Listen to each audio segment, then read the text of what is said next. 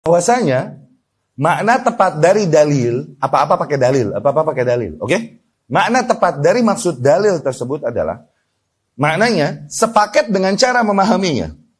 Sepaket dengan cara memahami yang tepat.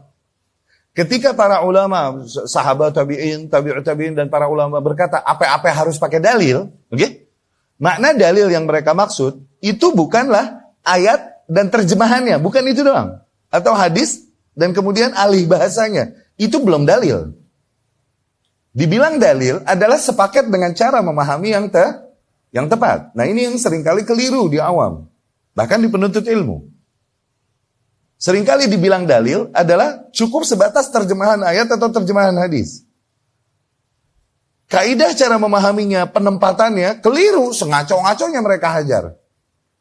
Tapi mereka yang penting punya dalil. Tuh. Tidaklah masumiyat firqatun firqatan illa walaha dalil. Tidaklah sebuah firqah dibilang firqah kecuali pasti punya dalil. Nanti mau ngomong sama yang teroris, mau ngomong sama Hizbut Tahrir lagi yang ngaco-ngaco, mau sama Ikhwanul Muslimin lagi nih, yang Khawarij modern nih yang menelurkan kelompok-kelompok Khawarij yang ada sekarang nih. Oke, mereka punya dalil.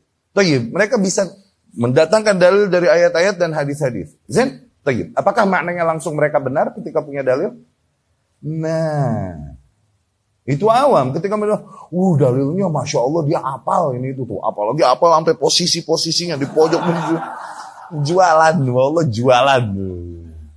Photographic memory siapapun punya itu. Cuman gak ada yang orang nyebut ayat sampai disebutin posisinya sebelah kanan. Gak pernah ada yang ngomong gitu.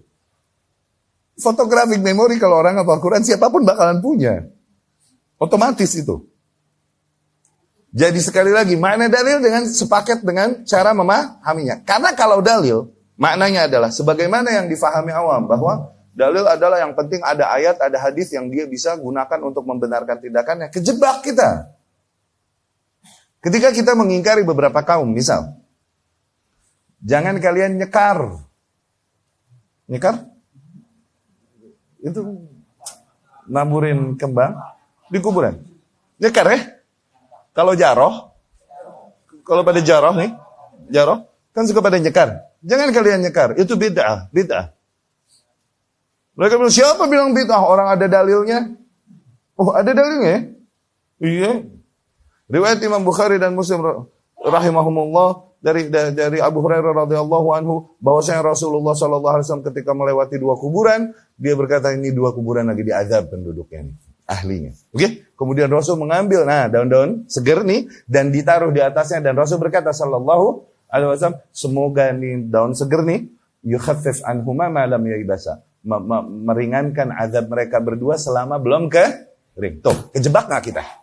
Kalah enggak? Dalil fix, konkret, spesifik.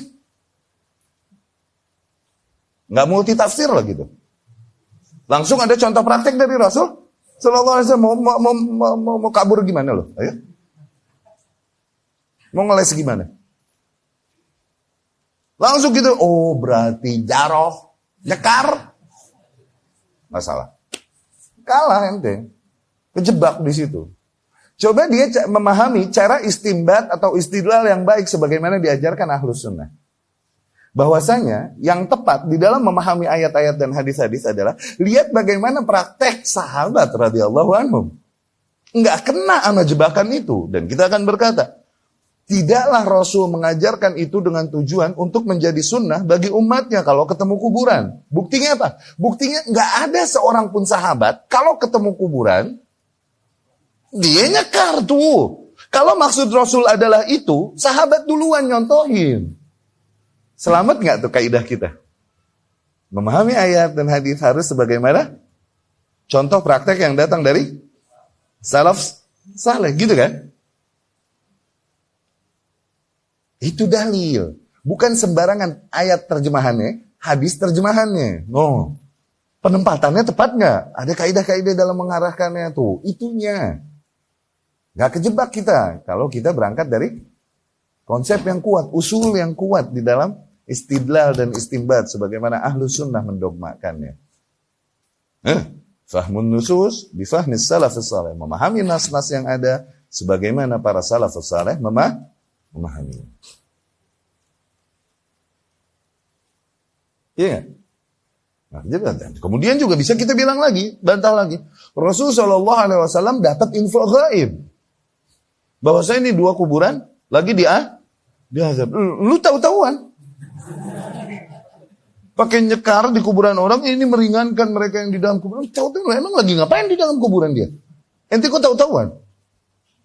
So tahu dalam perkara yang gaib kufur. So tahu dalam perkara yang gaib kufur.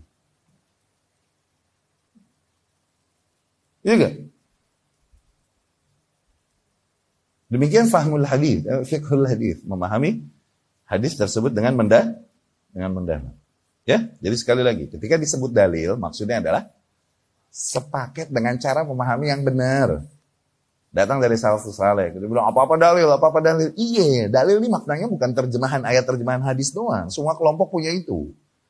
Lihat sepaket dengan cara memahaminya.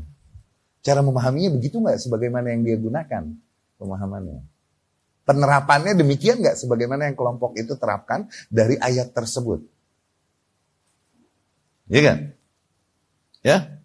Dengan itu kita berada di atas rambu-rambu manhaj yang hak. Rambu-rambu konsep beragama yang benar. Nggak nerobos itu. Dengan menunggangi terjemahan ayat, terjemahan hadis langsung ditunggangi untuk membenarkan hawa nafsunya. Nggak begitu jadi. Tetap kita di atas rambu yang hak. Ya.